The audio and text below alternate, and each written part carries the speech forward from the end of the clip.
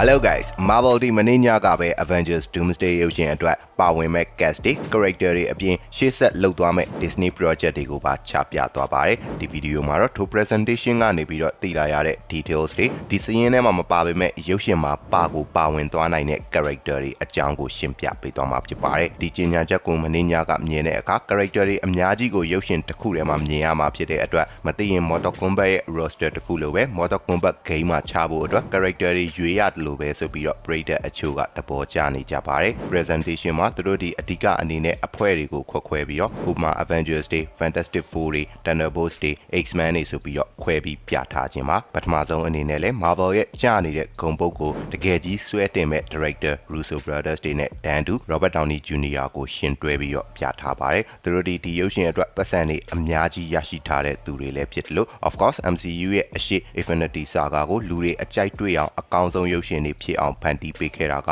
Russo Brothers တွေဖြစ်ပြီး Robert Downey Jr. ရဲ့ Iron Man က icon တစ်ခုအဖြစ်အမြင့်ဆုံးကိုရအောင်ဆွဲတင်ပေးခဲ့တာလို့ပြောရင်မမှားပါဘူး။ Now အခု Avengers Doomsday ဆိုတာကလည်းနာမည်မှာတင် Doom ကိုဦးစားပေးပြီးတော့ Dr. Doom နိုင်မှာကိုအဓိကပြချင်တာမျိုးဖြစ်တဲ့အတွက် Robert Downey Jr. ကိုတခြားသရုပ်ဆောင်တွေနဲ့ Dan Du မဟုတ်ပဲခွဲထုတ်ထားတယ်။ Russo Brothers တွေနဲ့ Dan Du level မှာထားတယ်ဆိုတာကိုမြင်ရပါတယ်။ And Robert Downey Jr. ရဲ့အောက်မှာလည်း character နာမည်မှာဆိုရင် Victor Von Doom ဖြစ်ပါတယ်ဆိုပြီးတော့ confirm လိုက်ပါတယ်။ meaning အရှိမ theory တွေ rumor တွေထွက်ထားတယ်လို့မျိုး Dr. Doom က Iron Man ရဲ့ variant တယောက်မဟုတ်ဘူး Tony Stark ရဲ့ variant တယောက်မဟုတ်ဘူး Dr. Doom စစ်ဖြစ်တဲ့ Victor Von Doom စစ်ဖြစ်ပါတယ်သူက616 universe က Iron Man နဲ့မျက်နှာချင်းဆင်တူနေတာပါဆိုတဲ့အတိတ်ပဲလည်းဖြစ်ပါတယ် but Dr. Doom ရဲ့မျက်နှာဒီ comic ထဲကလိုမျိုး disfigured ဖြစ်နေမယ်မျက်နှာကပျက်စီးနေမယ်ဆိုတဲ့အတွက်ကြောင့် Robert Downey Jr. ရဲ့မျက်နှာကိုရုပ်ရှင်တစ်ဝက်လောက်အထိမြင်ရမှာမဟုတ်ဘူး maybe origin ကိုပြတာမျိုးဒါမှမဟုတ်အရင်ကအကြောင်းတွေကိုပြတဲ့အချိန်မျိုးမှာမြင်ရလိမ့်မယ်616က hero တွေနဲ့ခြားတဲ့အခါကျမှဥပမာ Spider-Man နဲ့တွေ့တဲ့အခါမျိုးမှာ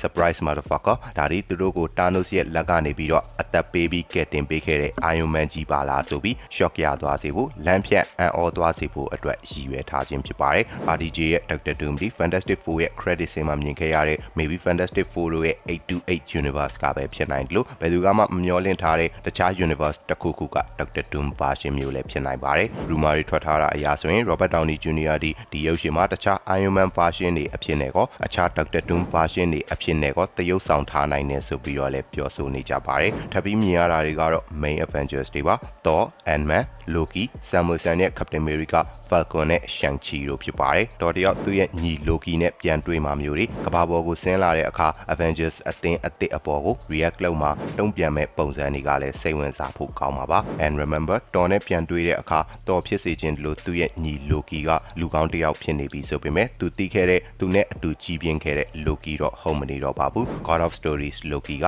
Endgame ရုပ်ရှင်မှာ Tesseract ကိုခိုးသွားတဲ့ TVA မှာအဖမ်းခံလိုက်ရတဲ့ version ဖြစ်ပါတယ် Sam Wilson, Anthony Mackie အတွက်လည်းသူတို့က internet ပေါ်မှာနာမည်ကြီးတဲ့ meme ပုံကိုထည့်သွင်းထားတာကိုမြင်ရမှာပါသူပဲတခုခုတီးနေတယ်လို့တခုခုကိုဖုံးကွယ်ထားတယ်လို့အပြုံးမျိုးနဲ့မြင်ရမှာဖြစ်ပြီး Disney ကိုယ်တိုင်ကလည်းဟာတာအနေနဲ့အဲ့ဒီပုံကိုမှတမင်ယူပြီးတော့သုံးတာတင်တာဖြစ်ကြောင်းကိုလည်းသိထားရပါတယ်စရင်အပြည့်ကိုမြင်ရတဲ့အခါ Fantastic Four အဖွဲ့ဝင်၄ယောက် Thunderbolts တို့မဟုတ် Z နဲ့ပေါင်းတဲ့ New Avengers တွေအကုန် X-Men တွေအကုန်နဲ့ Wakanda ကစစ်တပ် Shuri, M'Baku, Namor တို့ကိုပြသသွားပါတယ်ဒီမှာမြင်ရမယ့်အများစုဒီ Endgame အပြီးမှမိတ်ဆက်ပေးခဲ့တဲ့ character အသစ်တွေဖြစ်ကြတယ်ဆိုတာကိုမြင်ရမှာပါအရင် OG Avengers တွေအနေနဲ့ကြံခဲ့တာက Thor နဲ့ Hulk တို့ပဲရှိပါတယ် Hulk ကိုအခုကြေညာချက်မှာချမပြသွားခဲ့ပေမဲ့ Avengers Doomsday မတိုင်ခင် Spider-Man Brand New Day ရုပ်ရှင်မှာကပါဝင်သွားမှာဖြစ်တယ်လို့ Avengers Doomsday ရုပ်ရှင်မှာပါဝင်မယ်ဆိုတာကလည်းရုပ်တိအရှိဆုံးဖြစ်နေပါတယ် Russo Brothers တွေကအရှိ Infinity War နဲ့ Endgame မှာတော့က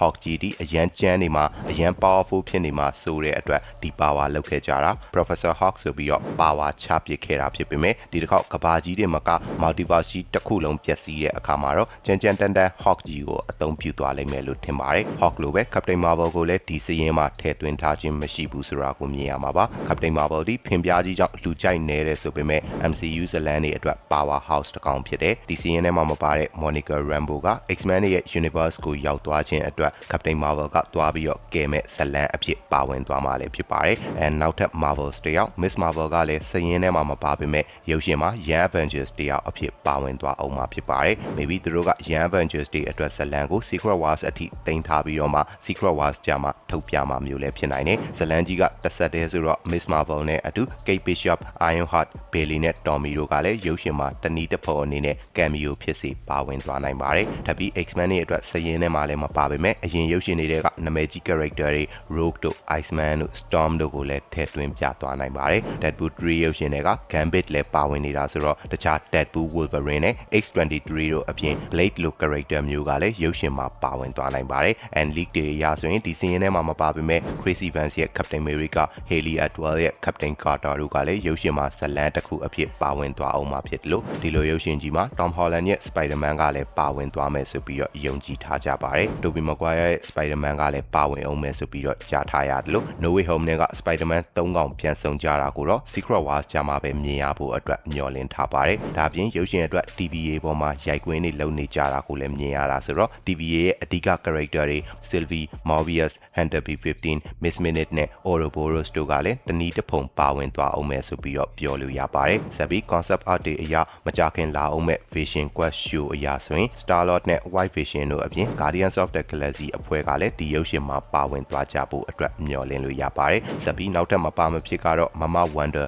Scarlet Witch ပါဒီရုပ်ရှင်မှာ Scarlet Witch ကို Dr. Doom ကအသက်ပြန်သွင်းလိုက်မယ်သူ့ဘက်မှာရှိနေပေးဖို့အတွက်အသုံးချလိုက်မယ်ဆိုပြီး rumor တွေထွက်နေတယ်လို့တစ်ဖက် X-Men Universe က Magneto ရဲ့သမီးအဖြစ်ပါဝင်သွားနိုင်တယ်ဆိုပြီးတော့ပြောနေကြတာလည်းရှိပါတယ်။ Overall ခြုံပြောရမယ်ဆိုရင်သူတို့ကြီးညာခဲ့တာဒီရုပ်ရှင်မှာအဓိက main role တွေအနေနဲ့ပါဝင်သွားကြမဲ့စရင်ဖြစ်ပါတယ်။အပေါ်မှာပြောပြခဲ့တဲ့စရင်ထဲမှာမပါခဲ့တဲ့သူတွေကတော့ maybe cameo အသေးစားတွေအနေနဲ့ပါဝင်သွားမှာမျိုးလည်းဖြစ်နိုင်တယ်။ဒုတိယရုပ်ရှင် Secret Wars ရုပ်ရှင်ကြမှာထုတ်သုံးဖို့အတွက်ချန်ထားတဲ့ character မျိုးတွေလည်းဖြစ်နိုင်ပါတယ်။ So Predator တို့ကဘယ်လိုထင်ကြလဲ Avengers Doomsday ရုပ်ရှင်အတွက်အဆင်သင့်ဖြစ်နေကြပြီလားဘယ် character ကိုမြင်ချင်ကြလဲဆိုတာတွေကို comment section မှာရေးသွားခဲ့ကြပါအောင်ဗီဒီယိုကိုဒီအချိန်ထိကြည့်ပေးနေကြသူအားလုံးကိုလည်းအထူးပဲကျေးဇူးတင်ရှိပါတယ်နောက်ဗီဒီယိုတွေမှာပဲတွေ့ကြရအောင်